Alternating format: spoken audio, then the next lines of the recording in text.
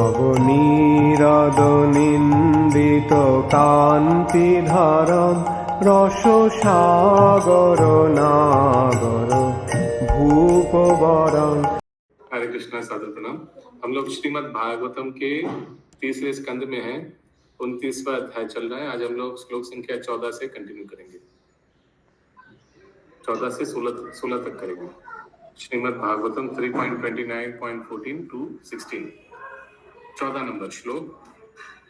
सएव भक्ति योगख्या सएव भक्ति योगाभ्या अत्यांतिक उदारता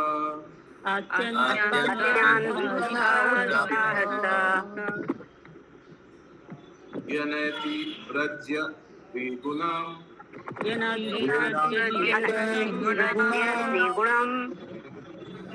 मद्भावयोपपाद्यते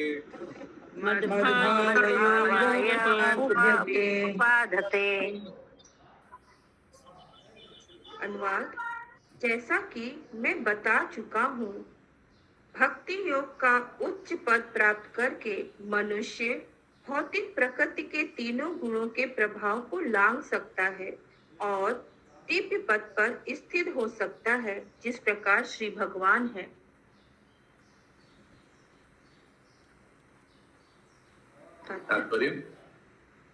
तात्पर्य। निर्विशेषवादी चिंतकों के अग्रणी माने जाने वाले Shripad Shankaracharya. Sound quality is not good. ऐसी आवाज आ रहा है। I don't know. पंकज को थोड़ा म्यूट कीजिए। या साउंड क्वालिटी अच्छा नहीं आ रहा है। एक सेकंड प्रभु।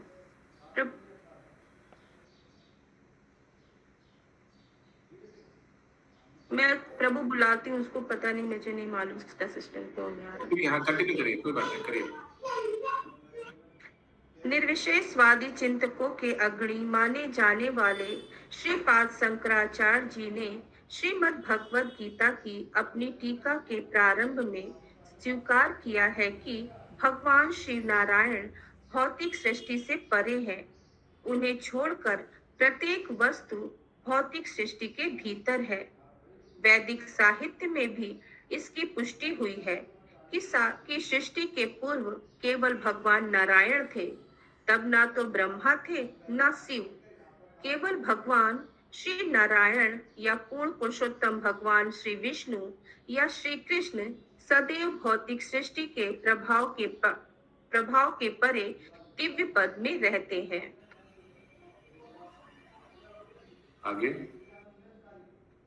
श्री भगवान की स्थिति तो सतो, रजो तथा तमो गुण प्रभावित नहीं कर पाते, इसीलिए वे निर्गुण भौतिक गुणों के सभी प्रभाव से मुक्त कहलाते हैं। यहाँ पर इसी तत्व की पुष्टि भगवान श्री कपिल द्वारा की गई है। जो शुद्ध भक्ति योग में स्थित है, वह श्री भगवान की ही तरह दिव्य पद पर स्थित है।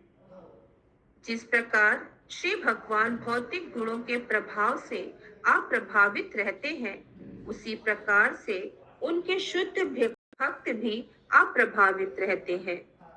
जो भौतिक प्रकृति के तीनों गुणों से प्रभावित नहीं होता, वह मुक्त जीव या ब्रह्मभूत कहलाता है। ब्रह्मभूतः प्रसन्न आत्मा मुक्ति की अवस्था है। अहम ब्रह्मास्मि, मैं या शरीर नहीं हूँ, यह कथन केवल उस व्यक्ति पर प्रयुक्त होता है जो निरंतर भगवान श्री कृष्ण की भक्ति में सेवा में लगा रहता है और इस प्रकार दिव्य अवस्था में रहता है। वह भौतिक प्रकृति के तीनों गुणों के प्रभाव से परे रहता है। कंटिन्यू करो प्रभु। यस, कोई प्रश्न नहीं है, प्लीज कंटिन्यू। यह तो निर्विशेषवादियों की भ्रांत धारणा है कि मनुष्य ईश्वर के किसी काल्पनिक रूप की या ब्रह्मा की पूजा कर सकता है और अंत में ब्रह्म तेज में लीन हो सकता है। निसंदेह परमेश्वर के शारीरिक तेज ब्रह्म में लीन होना भी मोक्ष है, जैसा कि पिछले श्लोक में कहा गया है। एक तत्व भी मोक्ष है, किंतु कोई भी भक्त इस प्रकार की मोक्ष की मोक्ष को अंगीकार नहीं करता, क्योंकि जो ही कोई भक्ति योग में स्थित होता है उसे तुरंत एकात्म प्राप्त हो जाता है। हरे कृष्ण। Yes, sir. तो ये एकात्म जो है ये सायुज्य मुक्ति है। दो प्रकार का सायुज्य मुक्ति होता है, ईश्वर सायुज्य और ब्रह्म सायुज्य। ईश्वर सायुज्य यानी भगवान में विलीन होना, वो तो कुछ है ही नहीं एक्चुअली, काल्पनिक है मायावाद का। और ब्रह्म सायुज्य यानी ब्रह्म ज्योति में विलीन हो जाना।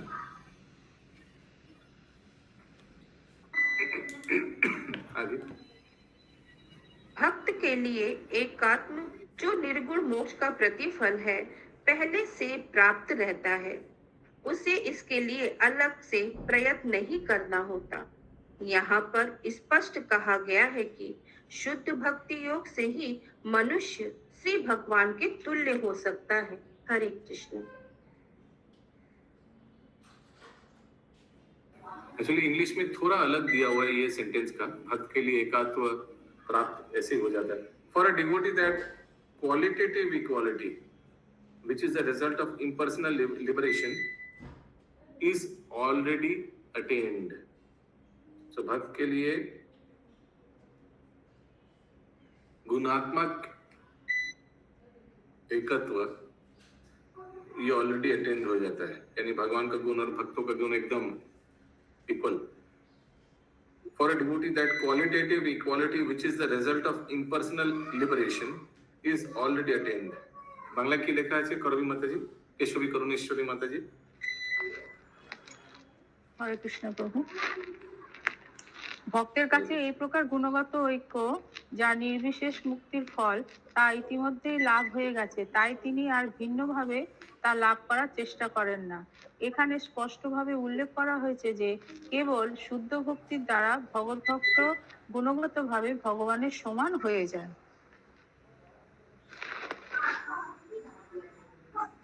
Yes, क्या समझ में आया पंकज प्रभु ये वाला सेंटेंस?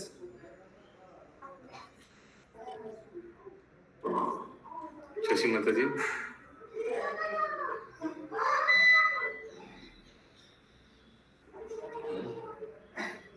निर्गुणा निलंबरी माता जी, भारती माता जी, what have you understood by this sentence? प्रभु इसका मतलब तो यही हुआ ना कि जैसा कि लिखा गया कि जो निर्गुण हो जाते हैं भौतिक गुणों के सभी प्रभावों से मुक्त, ये लाइन में है ना, भक्त के लिए ऐसा एकात्म जो निर्गुण मोक्ष का प्रतिफल है पहले से प्राप्त रहता है। शुद्ध भक्ति करने से वो भगवान के समान हो जाएगा, और भगवान तो निर्गुण ही है, तो वो भी निर्गुण हो गया। मुझे तो यही समझ में आया, इसलिए वो एकात्म हो गया। ओके, इस पंकज प्रभु बोलिए। हरे कृष्णा प्रभु जी, इसमें कि भक्ति के सामने सिंधु में आता है ना मोक्ष लघुता, मतलब जो भक्ति में आते हैं उनके लिए मोक्ष वगैरह ये सब तो मतलब लघु, मतलब इनसिग्निफिकेंट हो जाते हैं, वही तत्व होता है।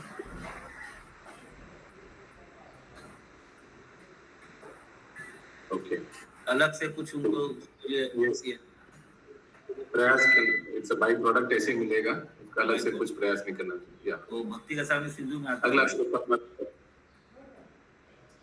कौन सा वो श्लोक है पंकज प्रभु? वो क्लेशाग्नि सुगता मोक्ष साधना क्लेशाग्नि मोक्ष लघुता, क्लेशाग्नि सुगता मोक्ष लघुता कृत सुदुर्लभ सांद्रानंद विशेषात्मा श्री कृष्णाकर्षणीश। अगला श्लोक 15 नंबर। निषेवितेन अन्नित्येन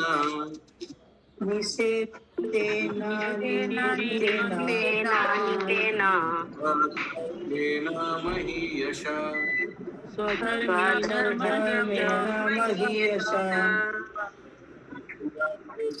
सस्तेन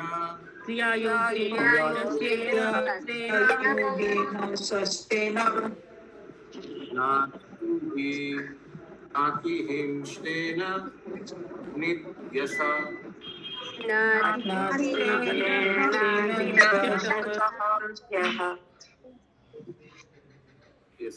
जिनका जिनका बैकग्राउंड में आवाज आ रहा है उन लोग से रिक्वेस्ट है थोड़ा म्यूट में रहिए प्लीज, आप लोग रिपीट मत कीजिए जिनका बैकग्राउंड में आवाज आ रहा है। Yes please continue. अनुवाद।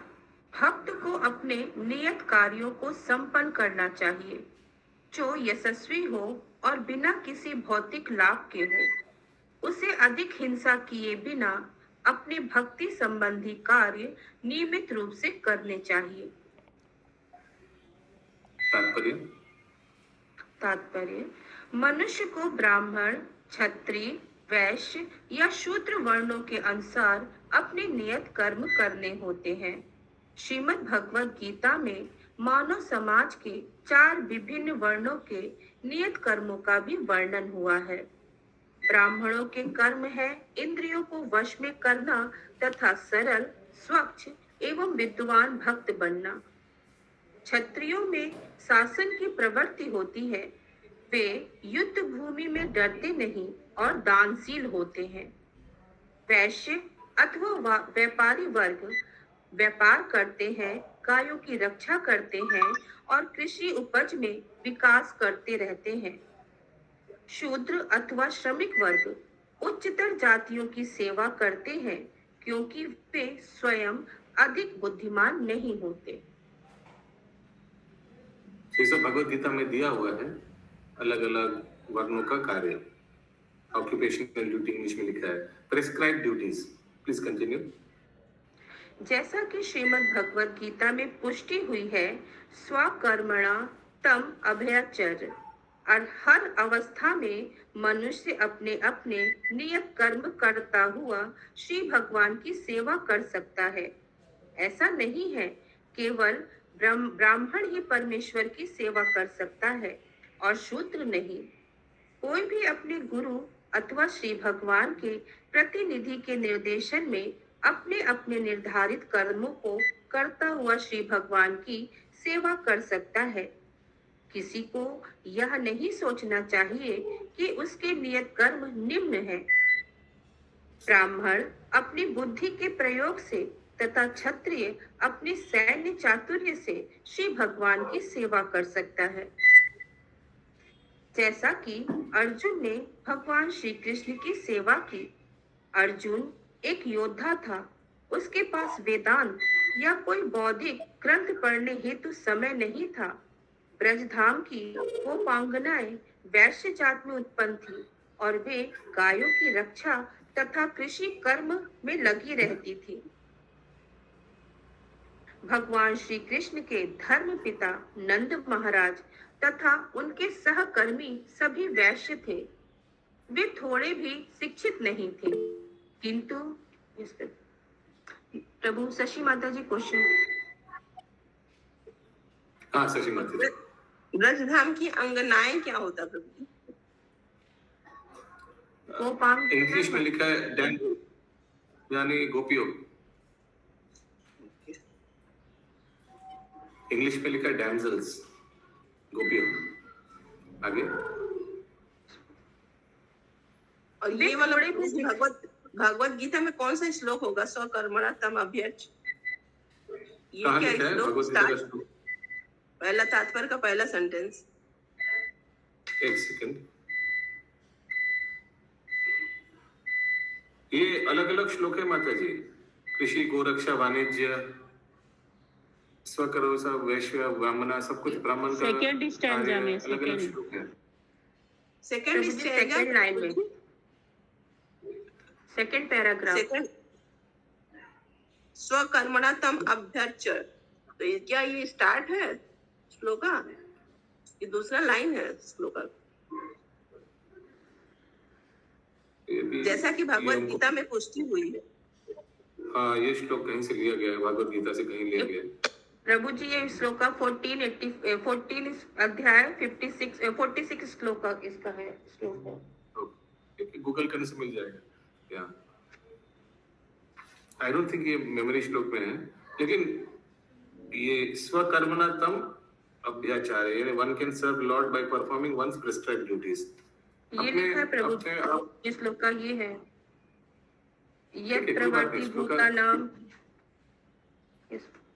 ठीक है, सो इसका क्यों यूज किया जा रहा है? कि अपने ऑक्यूपेशनल ड्यूटी करते करते भी व्यक्ति भगवत प्राप्ति कर सकता है। यही समझाने के लिए इस श्लोका को यूज किया गया कि उसके एक फ्रेज है जो इसमें मैचिंग होता है। यस, आगे माता जी, नंद महाराज। भगवान श्री कृष्ण के धर्म पिता नंद महाराज तथा उनके सहकर्मी सभी वैश्य थे। वे थोड़े भी शिक्षित नहीं थे, किंतु वे भगवान श्री कृष्ण को प्रेम करने के द्वारा तथा प्रत्येक वस्तु उन्हें ही अर्पित करके उनकी सेवा करते थे। इसी प्रकार ऐसे कई उदाहरण हैं जहाँ शूद्र भी निम्न चंडाल तक भगवान श्री कृष्ण की सेवा करते थे। यही नहीं, विदुर भी शूद्र समझे जाते थे क्योंकि इनकी माँ शूद्र थी, किंतु उनमें कोई अंतर नहीं माना जाता था, क्योंकि भगवत गीता में श्री भगवान की घोषणा है कि जो कोई भी भक्ति योग में लगा रहता है वह निसंदेह दिव्य पद पर स्थित होता है। प्रत्येक व्यक्ति का कर्म महत्वपूर्ण है। यदि वह निष्काम भाव से श्री भगवान की भक्ति हेतु किया जाए, ऐसी प्रेमा भक्ति अकारण, अबध तथा स्वतः स्फुरत संपन्न होनी चाहिए। भगवान श्री कृष्ण प्रेम स्वरूप है। कौन सा श्लोक? कौन सा श्लोक? फिर से बोलिए ये सेंटेंस। ऐसी भगवत भक्ति, प्रत्येक ऐसी प्रेमा भक्ति अकारण, अबध तथा स्वतः स्फुरत संपन्न होनी चाहिए। अकारण माने अहेतु की, अप्रतिहता, सही आत्मा से प्रसिद्धति। कौन सा श्लोक है? अहेतु की अप्रतिहता, यही आत्मा से प्रसिद्धति। ददाति प्रतिगृह्णाति। नहीं, भैया मत क्या प्रचिति बोलते मुझे सेवस वो शर्वद प्रतिलक्षण। नहीं, devotional service should be unmotivated, uninterrupted. अहेतु की अप्रतिहता, सवे पुंसा परोधर्मो यतो भक्तिर अधोक्षजे। अहेतु की अप्रतिहता ययात्मा स प्रसिद्धति। हाँ, आगे। ये गीता का श्लोक तो नहीं है ना? गीता का श्लोक नहीं है ना ये वाला? एनओडी का है माता जी, एनओडी का।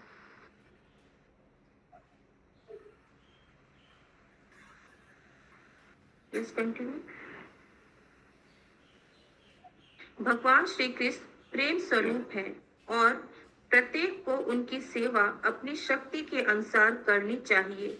यही शुद्ध भक्ति है। इस श्लोक का अन्य महत्वपूर्ण पद है न अति हिंसरेण। कम से कम हिंसा या जीवन की बलि करते हुए। यदि भक्त को हिंसा का सहारा लेना ही पड़े तो यह आवश्यकता से अधिक नहीं होनी चाहिए। कभी कभी हमसे यह प्रश्न पूछा जाता है, आप मांस न खाने की बात करते हैं किंतु आप साग खाते हैं, क्या यह हिंसा नहीं है? इसका उत्तर यह है कि शाकाहार हिंसा है और शाकाहारी भी अन्य जीवों की हिंसा कर रहे हैं, क्योंकि साग में भी जीवन है। अभक्त जन भोजन के लिए गाय, बकरे तथा और न जाने कितने पशुओं को मार रहे हैं और एक शाकाहारी भक्त भी वध करता है, किंतु यहाँ इसका विशेष रूप से उल्लेख है कि प्रत्येक जीव को जीवित रहने हेतु दूसरे जीवों का वध करना पड़ता है। यह प्रकृति का नियम है। जीवस्य जीवनम। एक जीव दूसरे जीव का जीवन है, किंतु मनुष्य को चाहिए कि जितनी आवश्यकता हो उतनी ही हिंसा करे। Yes, please continue. कोई प्रश्न नहीं है। मनुष्य को ऐसी कोई वस्तु नहीं खानी चाहिए जो भगवान को अर्पित ना हुई हो। यज्ञ शिष्टासीन संतः।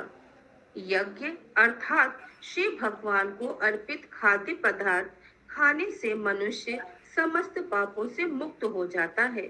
अतः भक्त केवल प्रसाद अथवा श्री भगवान को अर्पित भोजन ही ग्रहण करता है और भगवान श्री कृष्ण कहते हैं कि भक्त उनकी भक्ति पूर्वक वनस्पति जगत से प्राप्त खाद्य सामग्री अर्पित करता है तो वे उसे खाते हैं। भक्त भगवान श्री कृष्ण को वनस्पतियों साग से तैयार किया गया भोजन अर्पित करते हैं। यदि श्री भगवान पशुओं से तैयार खाद्य सामग्री चाहते तो भक्त उसी की भेंट चढ़ाता, किंतु श्री भगवान ने ऐसा ना करने का आदेश दिया है। कहा पत्र पुष्पम फलम तो ये में वहां अंडम चिकम नहीं है श्लोक में लास्ट पैरा। हमें हिंसा करनी ही पड़ती है, यह एक प्राकृतिक नियम है, किंतु हमें अंधाधुंध हिंसा नहीं करनी चाहिए। केवल उतनी ही करनी चाहिए जितनी का केवल उतनी ही करनी चाहिए जितनी का श्री भगवान आदेश प्राप्त है। अर्जुन वध कार्य में लगा रहा और यद्यपि वध करना हिंसा है तो भी उसने भगवान श्री कृष्ण की आज्ञा से शत्रु का वध किया। इसी प्रकार यदि हम आवश्यकता अनुसार श्री भगवान के आदेश से हिंसा करते हैं तो वह नाती हिंसा कहलाती है।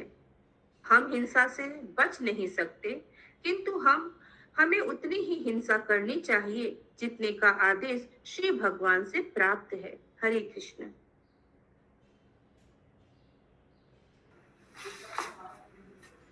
मधिष्ण्य दर्शना स्पर्शा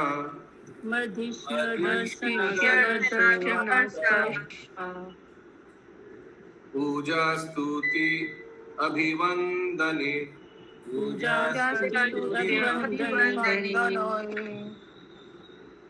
भूतेषु मद्भवनया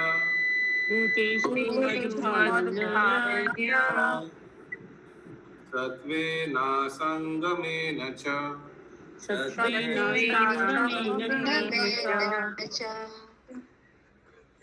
भक्त को नियमित रूप से मंदिर में मेरी प्रतिमा का दर्शन करना, मेरे चरण कमल स्पर्श करना तथा पूजा सामग्री एवं प्रार्थना अर्पित करना चाहिए। उसे सात्विक भाव से वैराग दृष्टि रखनी चाहिए और प्रत्येक जीव को आध्यात्मिक दृष्टि से देखना चाहिए।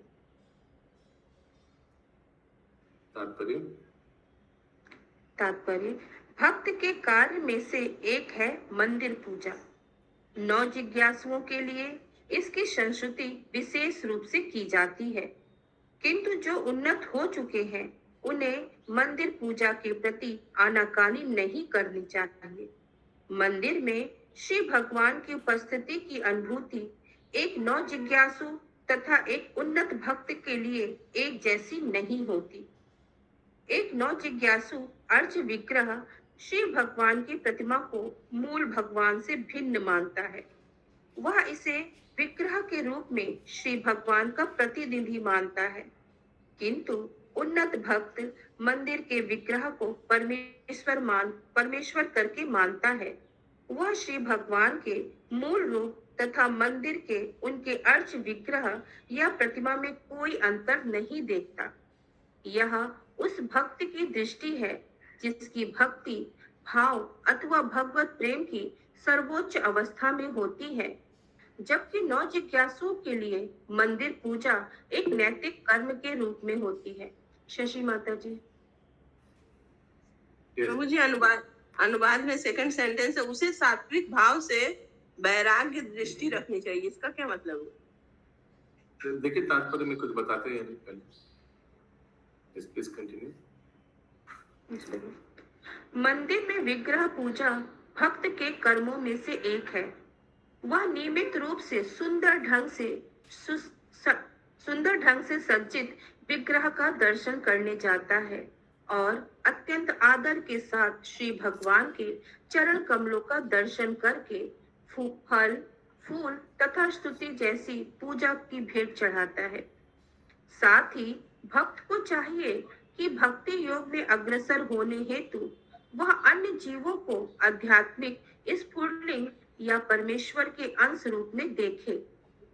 भक्त को प्रत्येक जीव का आदर करना चाहिए क्योंकि वह श्री भगवान से संबंधित है। क्योंकि सभी जीव मूलतः श्री भगवान के अंश होने के कारण उनसे संबंधित है। अतः भक्त को चाहिए कि उन्हें समान आध्यात्मिक स्तर पर समझे। जैसा कि श्रीमद् भगवत गीता में कहा गया है, पंडित की दृष्टि में एक विद्वान, ब्राह्मण, शूद्र, सूकर, कुत्ता तथा गाय एक समान होते हैं। वह उनके Yes. शरीर को नहीं देखता। इनको ये श्लोक मालूम है? गूगल हाथ उठाइए सर, तो देखना चाहता हूँ कितना लोगों को इस श्लोक मालूम है।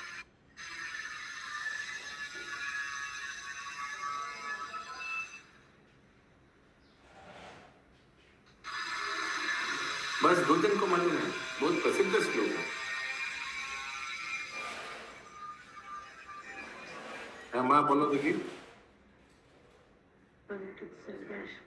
विद्या विनय संपन्ने ब्राह्मणे गाभिनी हस्तिनी सुनी चैव सपाके पंडित च समदर्शिन। हरि बोल। या ओके, आगे। बहुत प्रसिद्ध श्लोक है, सब बहुत और ज्यादा हाथ उठाना चाहिए था। या प्लीज कंटिन्यू। वह उनके शरीर को नहीं देखता, क्योंकि शरीर तो एक बाहरी वस्त्र के समान है। वह ब्राह्मण या गाय या शूकर के वेश को नहीं देखता, वह तो उस आध्यात्मिक स्फुलिंग को देखता है जो श्री भगवान का अंश है।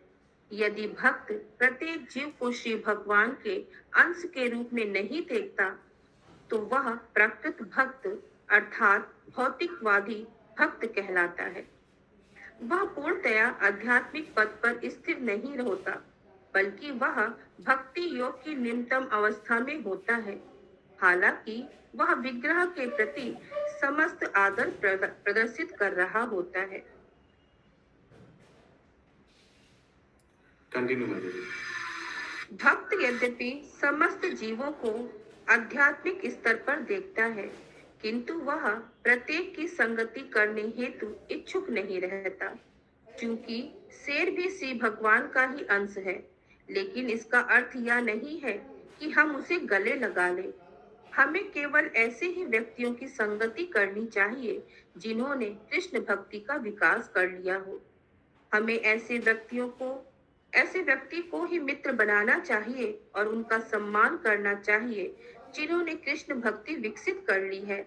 अन्य जीव निश्चित रूप से परमेश्वर के अंश हैं, किंतु चूंकि उनकी चेतना अब भी ढकी हुई है और कृष्ण भक्ति विकसित नहीं हुई है, अतः हमें उनकी संगति छोड़ देनी चाहिए।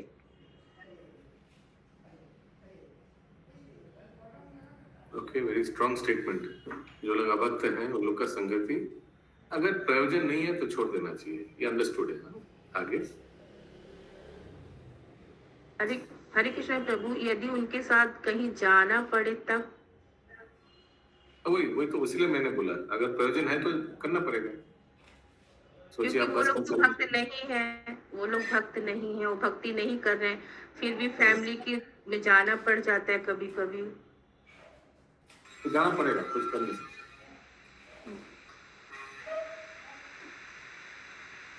श्रील विश्वनाथ चक्रवर्ती ठाकुर ने कहा है, श्रील विश्वनाथ चक्रवर्ती ठाकुर ने कहा है कि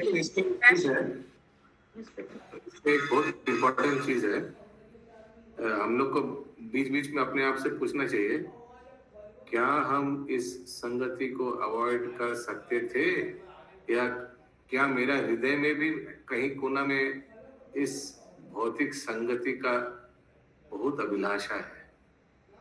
ये भी बीच में चेक करना चाहिए।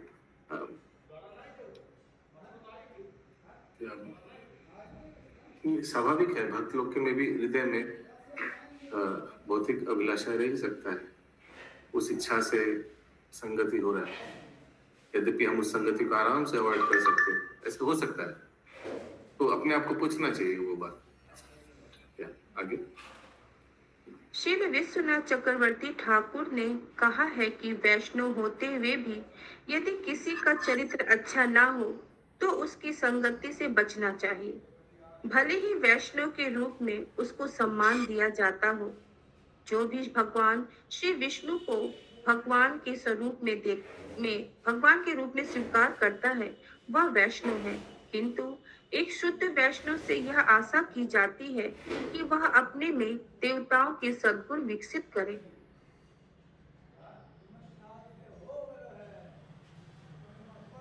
आगे श्रीधर स्वामी ने सत्वेन शब्द का यथोचित अर्थ धैर्य का पर्यायवाची माना है।